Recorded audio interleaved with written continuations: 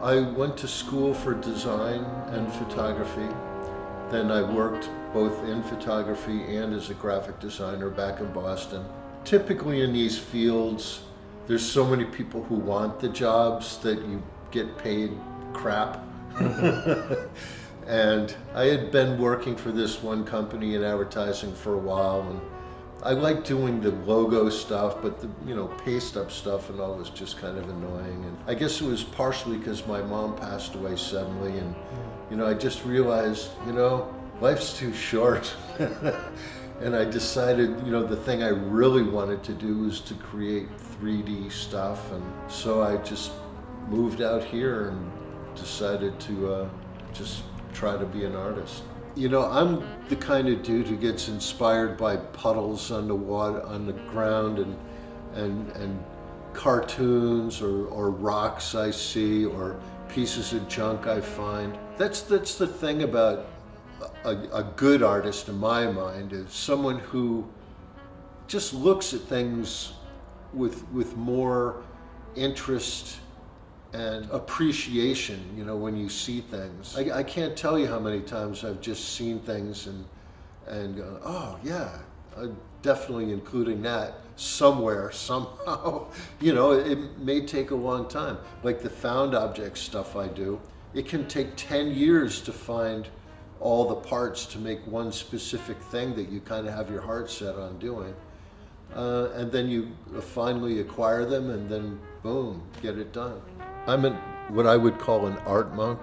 I just work 12, 16 hours a day, almost 7 days a week, and I have for a very long time. I've kind of just said the hell with normal living. I don't really date, I don't go on vacations. My last vacation was over 20 years ago. I guess my greatest asset as an artist is I just don't run out of ideas. I have so much stuff I want to make, so I'm trying to make it. I'm trying to make all this stuff while I'm still alive, One of the best movies I ever did was the Austin Powers series. I had stuff on all 3 of those and quite a few. And got to go on set and meet everybody, and they were all like, oh, this is cool. But yeah, it's fun. And sometimes they ask you to make, specific custom pieces. But 90% of the time they're like, what can you have for tomorrow? This they commissioned me to make, and it's actually a break-apart stunt sculpture. So it has pieces stuck on by magnets. And it was designed with a very sturdy bottom, so they could drop the sculpture off the wall repeatedly. I don't know if you're familiar with the movie, but the fat bastard character was supposed to come lumbering by, and then this whole thing came crashing down. Well, this motorcycle was one of my favorite pieces.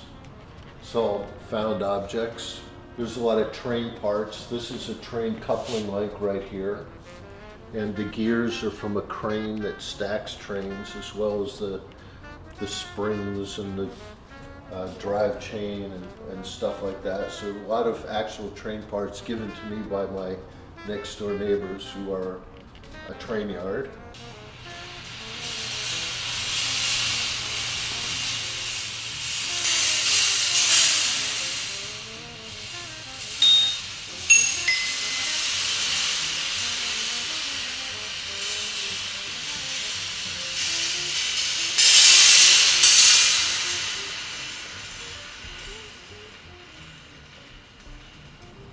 I have 2 of these in the Rolling Ball Museum in Seoul, Korea. These I like, but they are so much more work than they look like. The engineering is really, really kind of a pain in the ass. Just coming up with like a loop-the-loop, how much ramp you need, how big of a loop it can do. A lot of trial and error on these things. I guess it's helped me a little bit to diversify, and also that, I do put my whole life into it, more than most people are willing to do.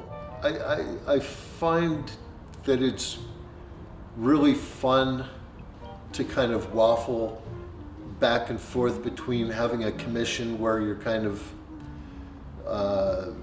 being told somewhat exactly how things have to be, and then getting right back into me being able to just go, oh, well, this is what I want to do right now. Because it's not as much fun when you have to measure out every single thing and everything just has to be to certain exact parameters. It's way more fun to just make a bunch of shapes and start sticking them together.